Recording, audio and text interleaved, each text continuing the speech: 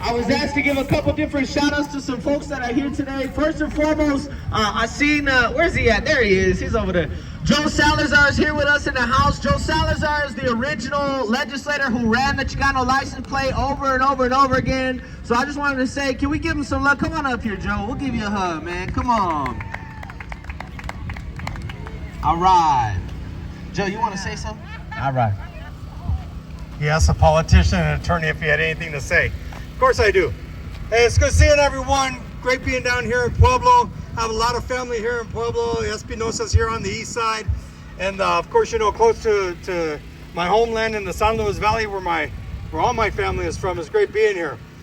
You know, this is a most excellent time for me and for the community because when Senator Jesse Ulibarri and I, when we ran this first bill, we ran it over and over again, as Representative Hernandez was saying. And we ran it when the Republicans controlled the Senate. And so I would get the bill through the House just fine, get it over to the Senate, and the bill would die. Senator Jesse Ulibarri, he would just continue running that bill in the Senate, only to watch it die. And people would be like, hey, why are you doing that? Why do you keep running this license plate bill only to see it die in the Republican-controlled Senate? And our response is because that's the resilience of our community. When do we ever run bills that just pass on the first time? It never happens. We continue to run it over and over again, and we watch other license plate bills get passed, right? With no controversy. Ours is always controversial. And we would run it over again because we knew that we were planting a seed for future legislators to run the bill and finally get it passed.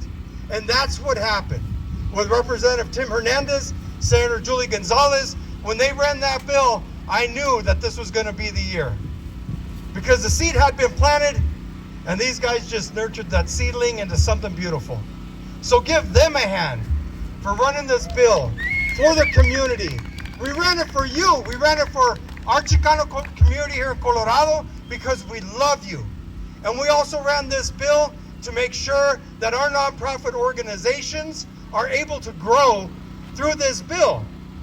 A lot of other license plate bills, they don't do things like that. We were looking out for community. I love you guys. And I know Tim loved you too, and I love you, Papa, for running this bill. Thank you.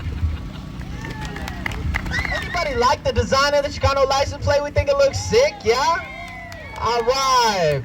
I want to give a lot of shout out. Larissa, come on up here. I want to give a shout out to Larissa Medina. Anybody here from Alamosa, San Luis Valley in the house? Anybody like that? Yeah. Shirley, yeah, yelling for the whole valley. Yeah. Larissa Medina, everybody, is one of the original artists of the Chicano license plate. Every decal that you'll see in the middle decal was designed by her and her iPad against the world, you feel me? And so, want to give a lot of love to Larissa. Can we make some noise and hear what she'd like to say? Yeah. Well, first I want to just thank everybody for coming out here and supporting the license plate. It's been a huge honor to be a part of this and just be able to celebrate our culture and just finally be able to get here, because I know it's been a while and we've been trying to get this license plate passed for a while. So it's an honor to be a part of that and to celebrate everybody. And I just want to thank you, everybody, for being here. Woo. All right. You want to tell us what it means? Oh yeah, definitely. So with the design, when we all met, we wanted to make sure we represented everybody. So we wanted to take everybody into considerations, different backgrounds and everything. So that's when we came up with the Serape part. Serape represents the Chicano culture and it's very iconic, but it also represents diversity within it as well. Within the hands, I decided to design the hands together because I wanted to represent unity within our culture as well.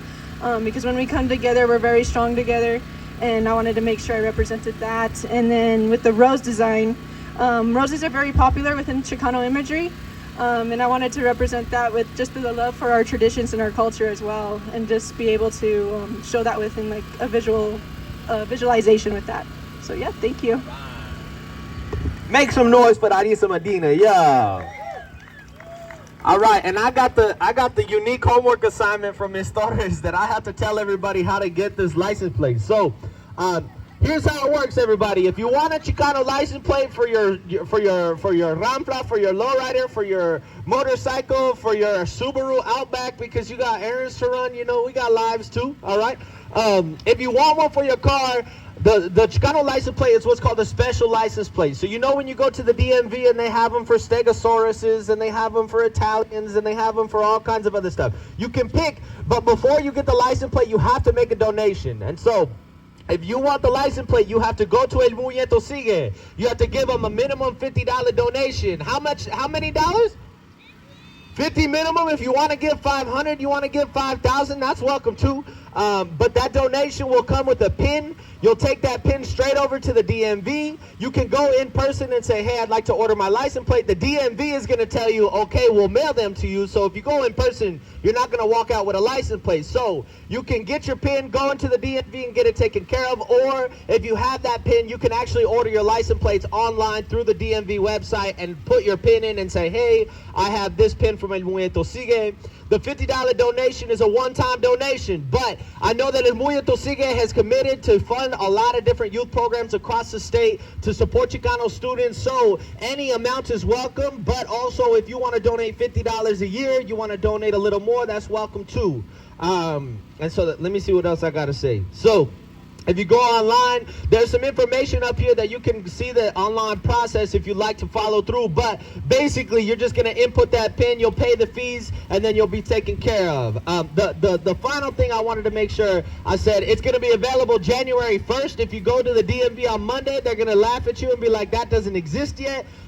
Be there on January 1st so that you can get your license plate. The final thing that you'll get from El Movimiento Sigue, and look, I would be remiss if we didn't also mention with the impending Republican presidency, with some of these other pieces that are about to get very real for our communities, having a Chicano license plate could also put some folks at risk. You know, folks could be targeted by law enforcement and other things, and so to prevent and help with that, and also just to help get our communities consciousness up, there's also going to be a Know Your Rights sticker that you're going to be given from El Movimiento Sigue. So if you do face a police interaction, you know your rights about, you know, not consenting to a search and all those other pieces. But besides that, man, I just wanted to come up, say thank you everybody for being here, walk through how the license plate works, and thanks for being here. All right, cool, go get some tacos.